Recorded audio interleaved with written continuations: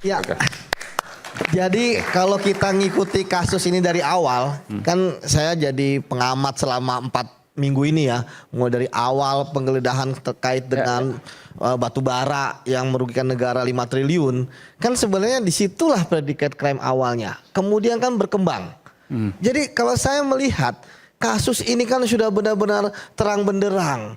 Dalam kasus baik tindak pidana korupsi yang ada 3 termasuk Krakatau Steel gitu kan dan Asabri ya. Kemudian tindak pidana pencucian uang. Ini kok saya melihat sekarang ya seolah-olah yang sudah terang benderang ditemukannya uang 500 miliar, ditemukannya emas 74 kilo ya, rumah ada pemiliknya, tiba-tiba ingin dijadikan film horor. Terlalu banyak jump scare-nya. Ya, terlalu banyak dramanya, termasuk tadi dugaan kematian, ya, termasuk kemarin yang terkait dengan adanya saksi yang dilindungi LPSK, seperti itu. Nah, kalau kita kembali lagi ya bahwa dalam teori tindak pidana korupsi kan ada yang namanya follow the money. Follow the money itu kan dilakukan ketika dari saksi kemudian untuk menemukan uang. Tetapi kan uangnya sudah ada. Iya kan? Tinggal dari hulu ke hilir. Bentar, Pak. Kalau tadi yang disampaikan oleh Bung Sugeng adalah ada kasus besar Jiwasraya, anak perusahaan Krakatau Steel dan seterusnya yang dilokalisir, yang diduga oleh Febri Adriansyah dan mengambil keuntungan dari situ. Sekarang juga terjadi dalam kasus ini. Dilokalisir dan nggak tahu kemudian. Harusnya bisa dibongkar jelas terang benderang. Ya, tadi saya katakan. Betul, Anda menilai itu? Pelaku sekarang pun dilokalisir. Sekarang ini kan terlihat jelas lokalisirnya. Ya, dari sisi hanya 3 tersangka. Pertanyaan kenapa kasus Febri Adriansyah ini juga dilokalisir? Karena saya melihat ini kan pasti kasusnya ini bisa kemana-mana. Ingat loh, dalam teori kasus korupsi tidak mungkin korupsi dilakukan oleh segelintir orang. Karena korupsi itu terkait dengan tata kelola, ya, terkait dengan prosedur dari A sampai Z. Ketika ada satu yang tidak melakukan, ya pasti dia akan berteriak. Termasuk tadi kasus-kasus yang disampaikan oleh abang kita ini, ya itu kan kasusnya sangat banyak. Artinya harus ada audit hukum, ya terhadap kasus-kasus yang ditangani. Siapa yang melakukan? Ya saat ini yang punya kewenangan tim 9. Oh, makanya Kejaksaan Agung, oke. Ya kenapa tim 9 ini? Ya saya ngelihat di sebagian besar adalah mantan KPK, jaksa yang pernah bekerja di KPK. Salah satunya adalah adanya suatu harapan supaya apa? Supaya kasus ini dibongkar seterang-terangnya. Karena kalau misalnya tadi kita bicara mana ketika kemudian FA menggugat praper secara formil dan sebagainya, saya pikir kalau untuk formil karena materialnya sudah dapat semua. Ada tentu lebih tahu. Saya juga kenal beberapa orang yang ada di tim 9 dan saya sepengetahuan saya bersaksi mereka orang-orang yang lurus. Betul ya? Betul. Tinggal bagaimana kemudian mereka bisa lurus nggak dalam kasus ini? Pertanyaannya. Pertama, ya. Betul juga. Betul. Independensi adalah penting. Mereka orang lurus, mereka orang baik, mereka orang hebat. Apakah bisa mereka melakukan apa yang ada di diri mereka untuk mengungkap semuanya? Skeptis ya. Skeptis, ragu. Oke. Simptom pertama itu ketika tidak dikenakan rompi dan diborgol, ya. Mereka terkungkung. Kalau menurut saya, tim 9 ini terkungkung. Iya, terkungkung. Ini apa sementara juga Febri sudah nonaktif, Pak Jaksa Agung nonaktif lah, ya. Supaya mereka itu yang orang-orang memang yang kredibel bisa bebas bekerja, ya. Pak Jaksa, saya nggak mengatakan Pak Jaksa Agung itu salah terlibat, tetapi di depan mata dia sebagai atasan, kasus yang begitu banyaknya terjadi, dia punya tanggung jawab kelembagaan, ya, pengawasan, pembinaan, pengarahan kepada kinerja Jampitsus. Dia sudah tidak punya posisi moral lagi nih sebetulnya, ya. Tapi kan dia nggak terlibat. Loh, tidak terlibat tetapi dalam bentuk pengawasan tanggung jawab kelembagaan itu di depan matanya. Gitu loh, ya. Di depan kalau matanya. Seperti itu banyak dong pimpinan yang lain juga ada. Pada levelnya satu level nih. Oke. Pada satu level nih, ya. Kalau masih misalnya 2-3 level tidak. Ini pada satu level ya? Dan juga kapasitas profesionalismenya sama karena dia jaksa.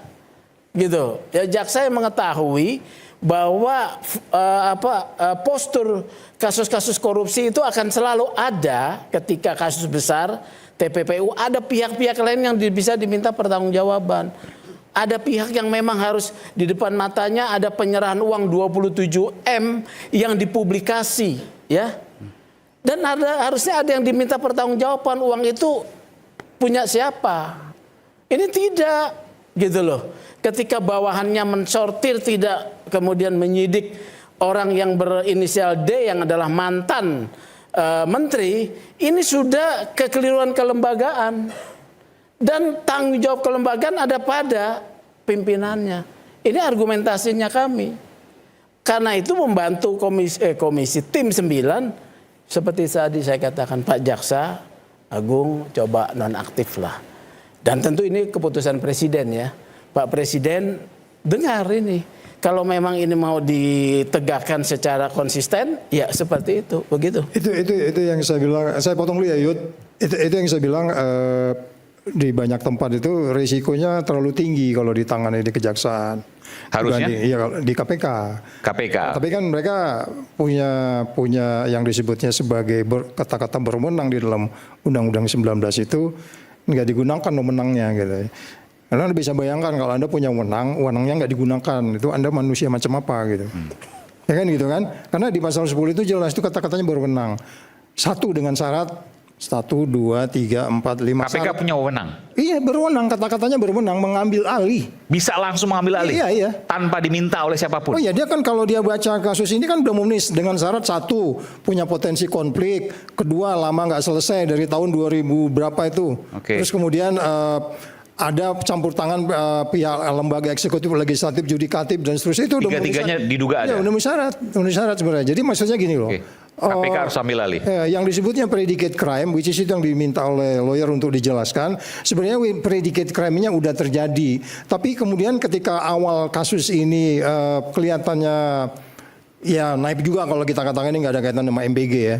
Ada aja, pasti ada. Itu analisis itu bisa kita bilang yang namanya analisis ya. Jadi maksud saya dari awal tuh udah kelihatannya crowded gitu loh. Terus MBG maksudnya tersangka yang ditangkap oleh kejaksaan. Kedua, kalaupun Pak Sugeng memberi ke KPK, dibaca nggak sama mereka? Dibaca nggak? KPK dia Pak. Kan lapor kan? Dibaca nggak sama mereka? Nah. Ya kita mau bertanya terus soal perkembangan. Ada lapor juga selain ke polisi ke KPK juga?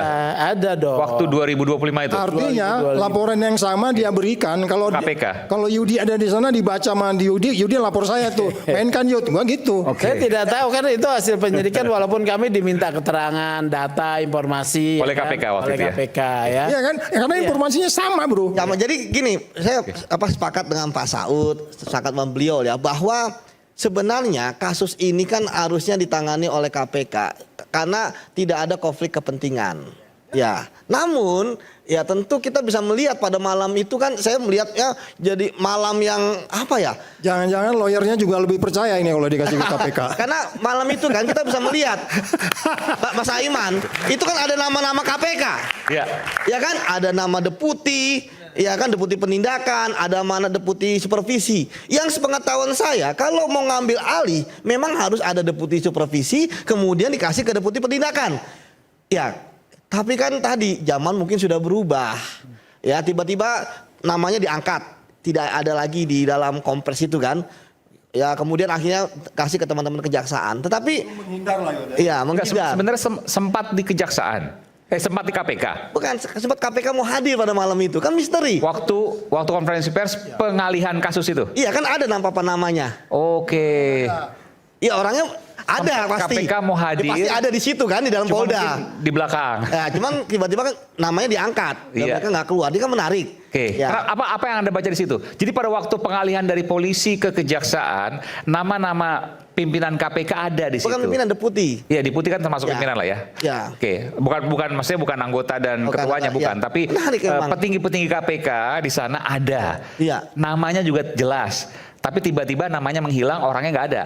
Betul. Karena Kenapa? pada malam itu saya yakin bahwa kalau melihat ya dalam undang-undang KPK bahwa tadi ada satu yang menurut saya yang masuk ya. Kalau misalnya dikatakan ada korupsi belum terbukti pada malam itu. Ketika kemudian dikatakan berlarut-larut, ini kan baru berapa hari. Tetapi yang masuknya adalah adanya dugaan intervensi, ya kan? Entah eksekutif, legislatif, yudikatif dan lain sebagainya. Supaya KPK nggak masuk. Iya, bukan. Jadi KPK bisa masuk. Makanya malam itu ada KPK. Oke, tapi kemudian faktanya nggak ada. Nah, ketika kemudian nggak ada, ini bagi saya sangat menarik, Oke, ya kan? apa yang terjadi? Bisa, ya ini KPK bisa menjelaskan apa kemudian KPK ngasih bendera putih atau KPK Kenapa ingin bendera menjadi putih? wasit, gitu kan? Kenapa? Ya mungkin KPK tidak mau terlibat jauh. Kenapa? Nah itu padahal itu kewenangan. Ini besar sekali. Karena Bisa dia udah bagian kemana-mana. dari pemerintah, agak Enggak, sulit. Kenapa? Ini besar sekali, bisa kemana-mana dan bisa menghancurkan KPK. Bisa jadi. Mungkin KPK sudah trauma. Kita kembali saat lagi, tetap bersama kami di Red Bersuara.